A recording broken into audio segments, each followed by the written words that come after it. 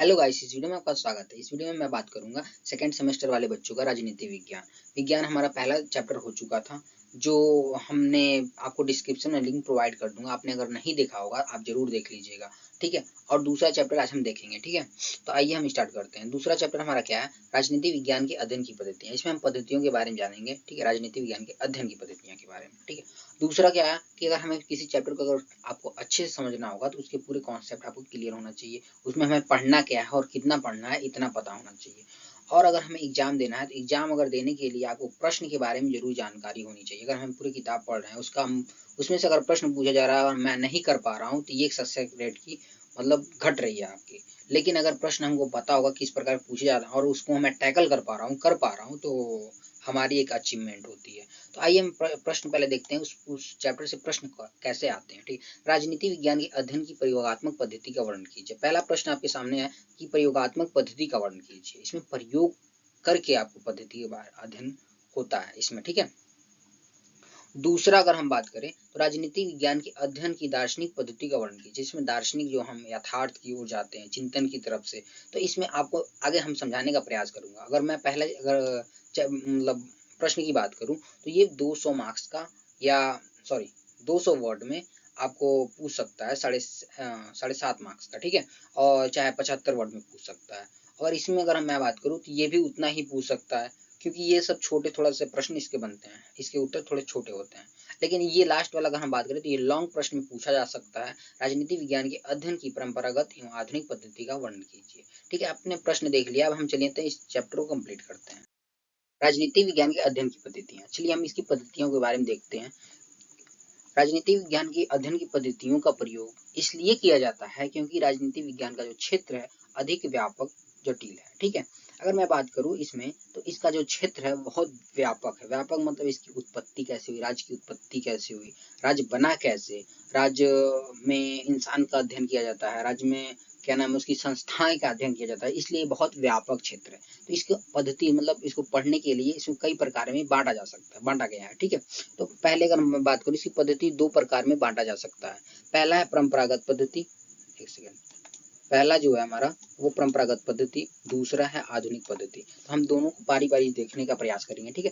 तो आइए हम पहला देखते हैं परंपरागत पद्धति। परंपरागत पद्धति की अगर मैं बात करूं तो इसमें 5 प्रकार के हमें प्रकार दिया गया है। पहला है प्रयोगात्मक पद्धति। इसमें क्या होता है, इस पद्धति का प्रयोग मुख्य रूप से भौतिक विज्ञान में होता है। प्रयोग का करना तो इसमें भौतिक विज्ञान ही है, जैसे स्पीड का प्रयोग करना, ठीक है।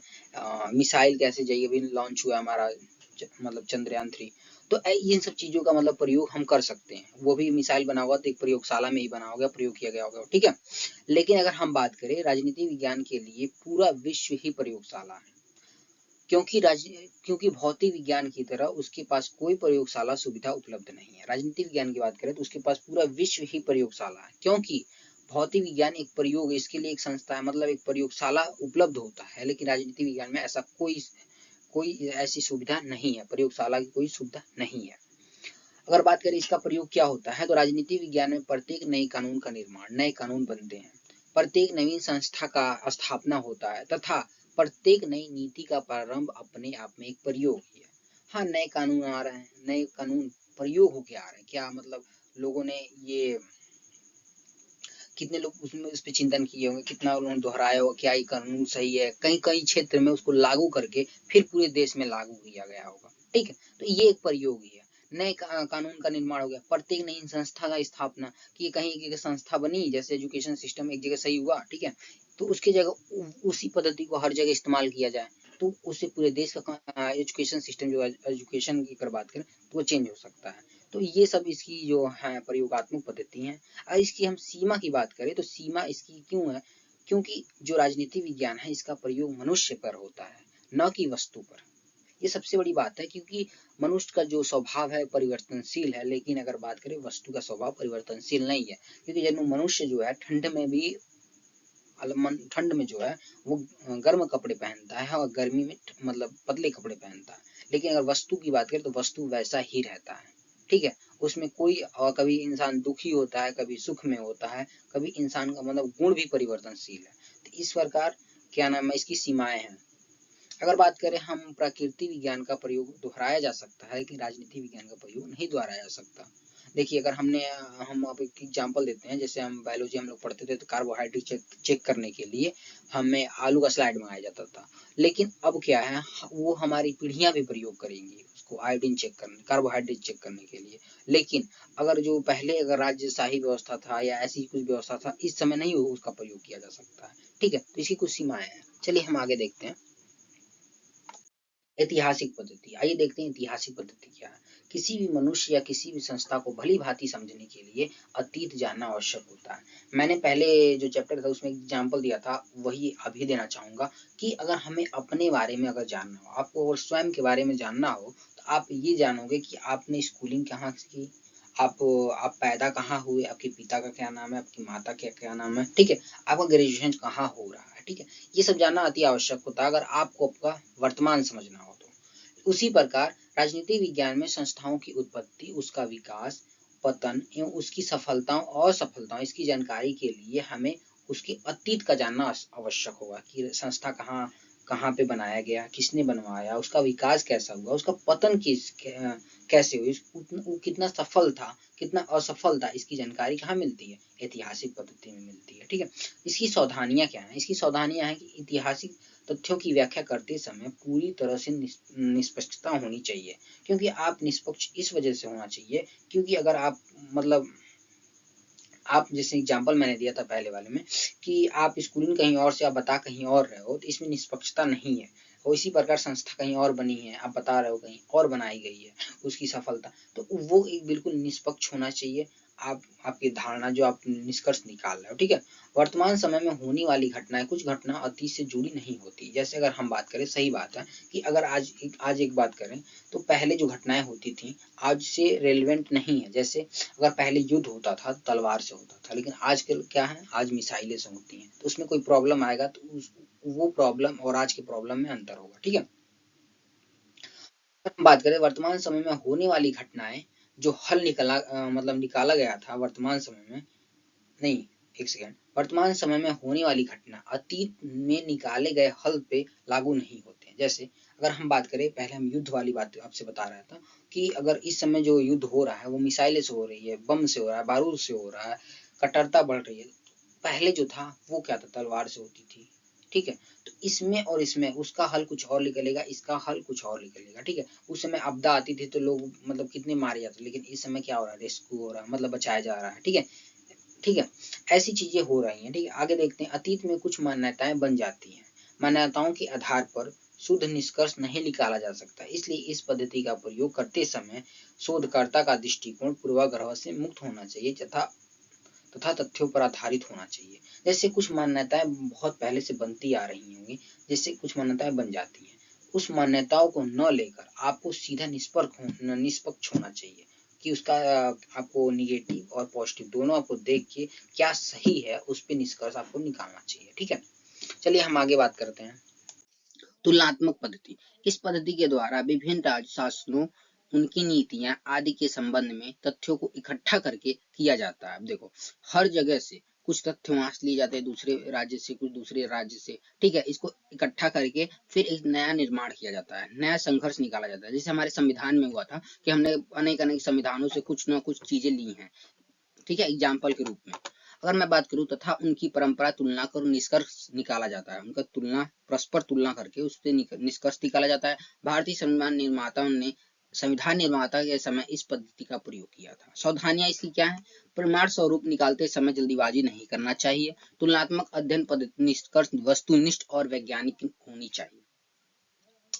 सबसे मुख्यतः बात है कि अगर हम बात करें जल्दीबाजी, हाँ हम तथ्यों को इकट्ठा कर लिए, अब उसके में उसका मोटिव क्या है, वो तथ्य कहना क्या चाह रहा है, अगर इसमें हम जल्दीबाजी करते हैं तो कोई निष्कर्ष जल्दी नहीं निकलेगा, और जल्दी निकलेगा भी वो गलत हो जाएगा। ठीक है, अगर मैं बात करूँ तुलनात्मक अध्ययन निष्पक्ष, वस्तुनिष्ठ और वैज्ञानिक होना चाहिए। अगर मैं बात करूँ जो अध्ययन निष्पक्ष मतलब एक ही तथ्य पर आधारित नहीं होना चाहिए, आप हर तत्व को हर पर्सपेक्टिव से देखोगे, हर उसमें पहले जल्दीबाजी नहीं होना चाहिए, फिर उसको अध्ययन निष्पक्ष होना चाहिए। आप किसी भी एक पक्ष के धर्म में आप बात नहीं बोल सकते, चाहे धर्म होगा, चाहे जाति होगा, चाहे किसी भी चीज में। ठीक है, और एक वैज्ञानिक होना चाहिए, वैज्ञानिक रूप में मतलब तथ्यों पर आधारित होना चाहिए, न कि सुनी सुनाई बातों पर। ठीक है, तो अगर हमें तुलनात्मक पद्धति आशा करता हूँ आपको समझ में आया होगा। अगर मैं बात करूँ निरीक्षण पद्धति की, इसमें क्या होता है, इंसान स्वयं जाकर निकट जाकर कोई चीजों का निरीक्षण करता है। जैसे आइए देखते हैं, अध्ययन करता निकट जाकर राज्य सरकार के कार्यकलापों, राजनीतिक घटनाओं एवं संस्था का परीक्षण करता है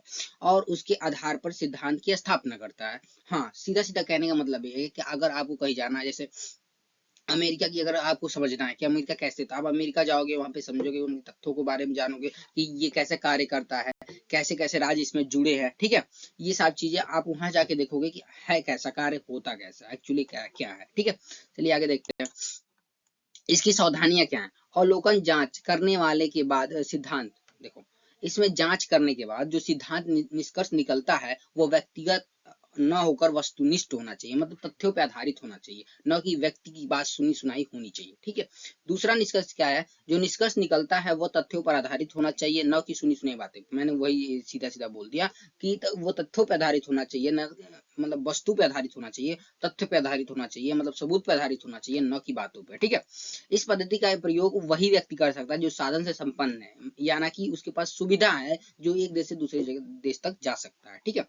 आगे हम देखते हैं दर्शन पद्धति। अब देखो दर्शन पद्धति क्या है, दर्शन से आपको समझ में आ गया, दर्शन मतलब चिंता करने वाली चीज है, मतलब चिंतन से, चिंतन मतलब जैसे अगर मैं बात करूं, पहले जब स्कूल नहीं था, मतलब कोई स्कूल, मतलब स्कूल भी नहीं था, वैसी शिक्षा एजुकेशन भी ऐसी नहीं थी, तो उस समय लोग क्या करते थे, उस समय लोग चिंतन करते थे, चिंतन की वजह से एजुकेशन सेक्टर बढ़ता था। तो क्या होता था, दर्शन पद्धति में अध्ययनकर्ता के संगठन, कार्य, उत्पत्ति, उसका विकास आदि के विशेष में वैचारिक आदर्श को लेकर उचित भाव की खोज कल्पना के सहारे करता है। देखो इसमें क्या होता था, कल्पना के द्वारा उसमें उचित क्या होगी, मानव की हर सुविधा पूर्ण कैसे होगी, ये सब कल्पना की वजह से किया जाता था पहले। तो मतलब आपने भी सुना होगा, पहले ऋषि मुनि जाते थे, पहाड़ों पे बैठते थे, फिर चिंतन करते थे, उसके बाद उनको ज्ञान की प्राप्ति हो जाती थी। ज्ञान की प्राप्ति कैसे होती थी, वो चिंतन करते थे, ठीक है। तो उसी प्रकार से चिंतन किया जाता था कि हम अपनी भावनाओं की खोज कैसे कर सकते हैं, अच्छे